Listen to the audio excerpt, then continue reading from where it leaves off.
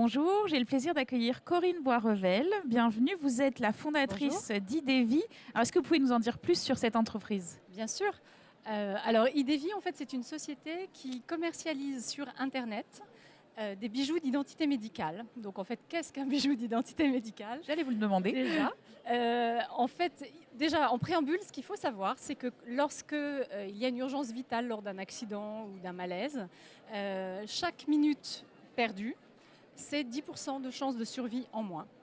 Donc en fait, ces bijoux sont des bijoux qui sont très utiles puisque sont gravés dessus des informations personnelles ou médicales qui permettent aux urgentistes d'avoir connaissance donc d'une pathologie, d'une contre-indication, d'un traitement en cours, etc. Pour le cas où la personne qui porte le bijou n'est pas en mesure de communiquer, soit parce qu'il va être inconscient, soit parce qu'il va être confus ou trop jeune pour s'exprimer, par exemple dans le cadre de petits enfants. Alors, vous en avez amené quelques-uns, là, J'en on ai peut en voir. quelques-uns, voilà, pour qu'on les voit en fait.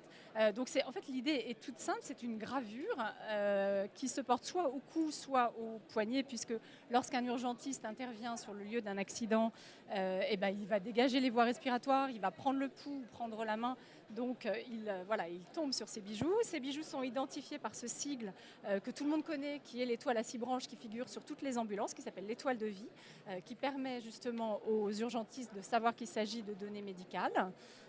Et donc ça permet plusieurs choses. Ça permet déjà d'optimiser la prise en charge du malade à tous les niveaux. C'est-à-dire qu'effectivement, un intervenant peut être un urgentiste, mais peut être aussi une personne qui passe dans la rue et qui va lui-même appeler le 15, le SAMU, et qui, en lisant ce qu'il y a sur ce bijou, va pouvoir donner déjà des informations d'ordre médical au médecin répartiteur qui l'aura en ligne.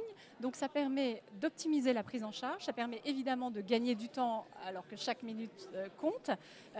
Et puis évidemment, ça permet de rassurer la personne qui va porter ce bijou et ses proches, évidemment. Alors, si on revient un petit peu en arrière, c'est quoi l'histoire de cette entreprise? Comment vous avez eu cette idée? Alors, en fait, c'est tout simple. C'est une idée qui m'est venue sur la base de mon expérience personnelle, puisque ma mère était malade d'Alzheimer. Elle vivait seule à 80 ans et j'étais toujours très inquiète quand quand je n'étais pas avec elle. Et je craignais qu'elle oublie son adresse.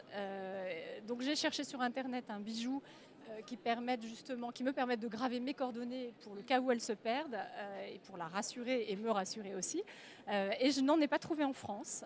En revanche, j'ai trouvé ce type de bijoux aux États-Unis, au Canada, simplement avec un look américain, avec des sites en anglais, avec des prix en dollars, etc. Et du coup, rien en France, ce qui m'a donné l'envie d'envisager cette idée sous l'angle business. Donc, Voilà. une fois qu'on a l'idée, comment vous avez concrétisé ça? Qu'est-ce que vous faisiez au départ? Alors au départ, je n'étais pas du tout dans cet univers médical. Je travaillais donc en entreprise, dans des grands groupes essentiellement. Je m'occupais de publicité et de communication. Donc j'avais aussi une formation marketing et communication qui me sert évidemment tous les jours aujourd'hui. Parce qu'effectivement, l'envie était là de monter une société. L'idée est arrivée d'elle-même un petit peu comme une illumination, un flash. Et j'ai eu tout de suite la certitude que c'était la bonne idée. Donc j'ai creusé, j'ai travaillé effectivement sur le business plan et les études de marché. Simplement, c'est vrai que c'était important pour moi de concrétiser et de passer à une phase plus générique sur ce type de bijoux, puisqu'en fait c'est un produit qui n'est pas du tout connu en France. Quand les gens connaissent cette idée, effectivement, généralement ça déclenche des ventes et ça déclenche des envies d'en savoir plus. En revanche, il y a un énorme travail d'évangélisation. Vous m'enlevez les mots de la bouche. Auprès des médias, auprès des relais d'influence, c'est-à-dire les médecins, les responsables d'associations médicales, les responsables d'assurance ou de sociétés d'assistance, les agences de voyage qui peuvent aussi proposer ce genre de produits. Enfin voilà, il y a D'accord. par Et alors capillarité. aujourd'hui, vous en êtes où? En termes de chiffres, ça donne quoi? Alors aujourd'hui, en fait, la société est encore très jeune, puisque elle a été l'activité a été lancée en mai dernier. Donc le chiffre d'affaires avoisine 20 000 euros. Sachant que, bien sûr, évidemment, il y a des paliers qu'on va ouvrir. Au jour d'aujourd'hui, la phase de validation du concept est passée, c'est-à-dire qu'effectivement, je sais que je vais continuer. Donc ça, c'est toujours... C'est déjà pas mal. C'est déjà pas mal. Et c'est vrai que c'est une question, quand on teste un produit nouveau, il faut vraiment voir si les choses prennent ou pas.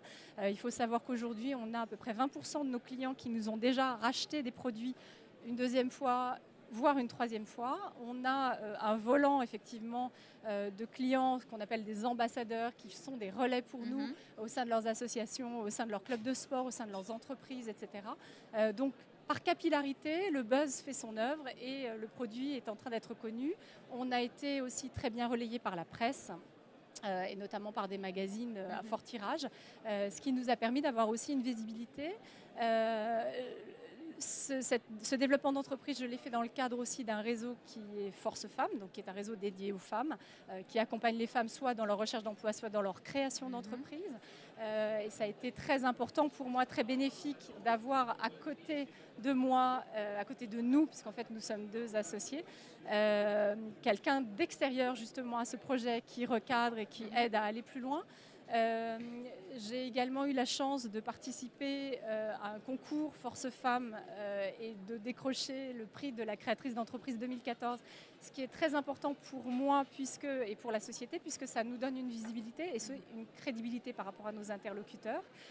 Et donc c'est une sorte de spirale vertueuse qui fait que petit à petit la société grandit et que maintenant des gens nous appellent pour travailler avec nous, des sociétés pour développer des projets, etc. Bon, en tout cas, c'est en bonne voie. Merci beaucoup. Oui, tout à fait. Merci beaucoup.